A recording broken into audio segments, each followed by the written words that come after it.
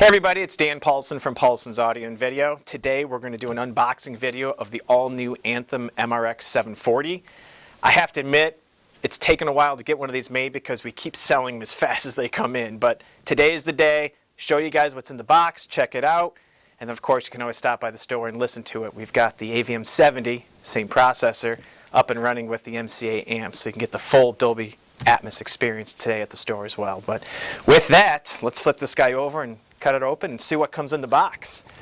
One thing new this year that Anthem did is they've got some color coding stickers on the box. I know it's a subtle little thing, but kind of neat, easier to identify in the back room when you have lots of product.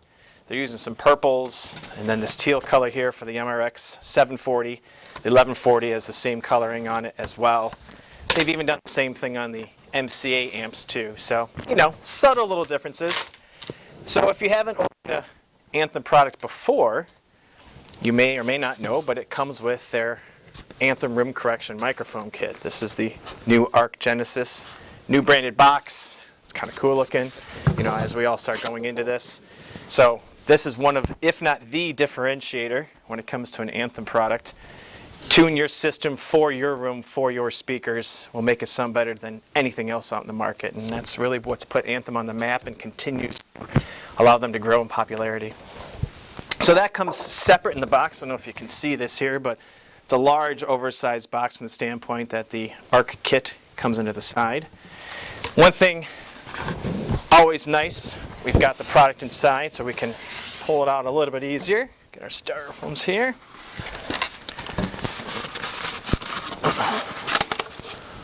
There we go. I'm going to set the box down for a moment here.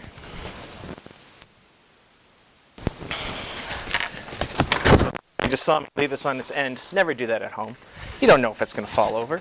Then you're going to have a damaged product. That's no fun. Styrofoam here.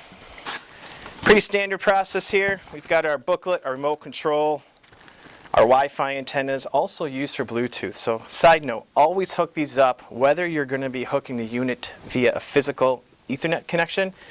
This is necessary for Bluetooth. Not a lot of people know that, so learned that lesson the hard way many years ago. But comes with the batteries in here as well. So set this out, get this put away.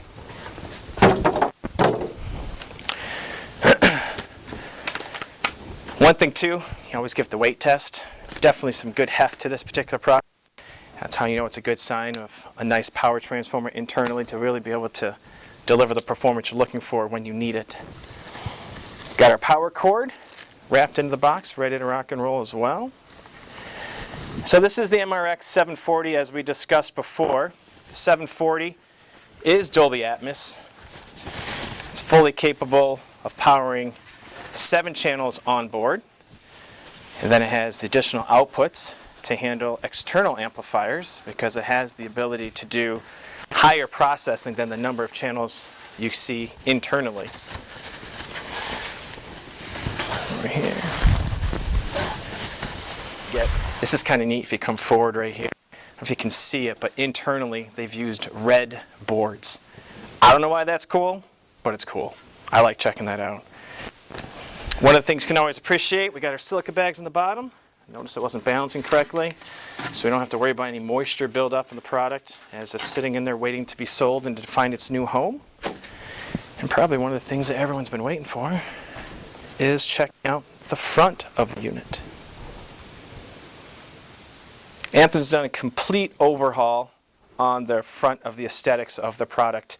Have a very large window, which we'll get a cutscene later on, showing the on-screen display on the front of the unit. The glass look across the board, really easy to see. It is dimmable, so if you have it too bright or if it's in front of your room itself in your theater and you don't want it to be as overpowering, you can dim it down 3 levels to off. The other thing that Anthem has done this year too is instead of doing an on-screen display for the menu system, what they've done now is you can do it on the front of the unit with the oversized screen, or now you can connect to the unit via an IP address, and you have the ability to completely customizably set up your Anthem receivers with a tablet, iPad, computer, your phone even if you want to. At first, when Anthem had told us that about 1.5 years ago, that was part of what they were going to be doing. I was a little apprehensive, I won't deny. After I've taken my unit home and set it up, I think it is the quickest, easiest setup on the market. They did a wonderful job giving you complete control at your fingertips with the tablet, going through labeling inputs, activating inputs, configuring it, setting it up. Big win, in my opinion, when it comes down to the user interface as far as setting this guy up. Go ahead and we'll give you the profile view of this as well.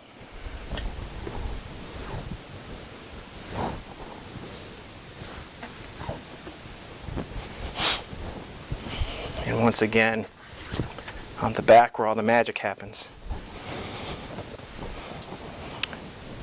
As you can see, we have our oversized speaker terminals, color coordinated to make it nice and simple between positive and negatives.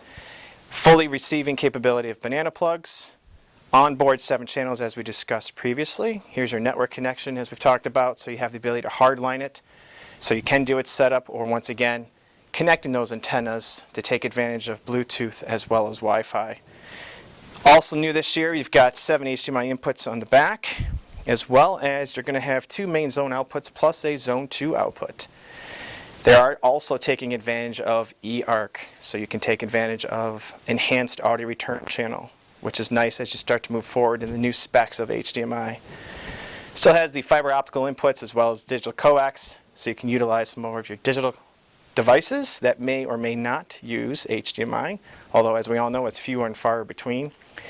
Anthem did remove the, what I like to call anymore, the legacy connectors, the composite video and component video, because let's face it, the digital sunset occurred, gosh, has it been 9 years now, 8 years? So they're just really not making any products with those outputs anymore, giving the high definition now 4K, and as we continue to move forward, 8K. So really anything with video really relies on your HDMI connectivity.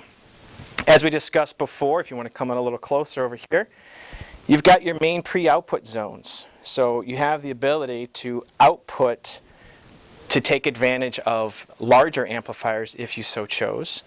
And then you also have your Atmos channels, so that way you can take advantage of an 11-channel system of onboard processing, whereas internally it has the ability to power 7 channels of speakers. Great receiver to start all around. Killer product. We've really enjoyed it so far. The Anthem MRX740 sells for $26.99. It's a brand new model for the 2021 year, and we've all been looking forward to its arrival. The 740 has 7 channels of amplification on board. Of those 7 channels, 5 of them is 140 watts per channel. The MRX740 has the ability to decode a full 11.2.4 surround sound capability for Dolby Atmos. Dolby Vision compatible, IMAX Enhanced, DTSX, of course HDMI, Anthem Room Correction, has Miracast, ability to do Spotify, it will be room ready. It does have the ability to be future HDMI version 2.1 8K upgradable down the road. Anthem is using an all-new web user interface. It's built into all of the MRX receivers and the AVM processors. You can even power the main or second zone on and off, adjust volume, change audio modes, or simply tweak channel trims for perfect surround sound experience. The web UI can also be used to calibrate speaker delays and levels and configure the network settings and control options. You can rename sources, simplify setup by enabling the elimination of unused inputs.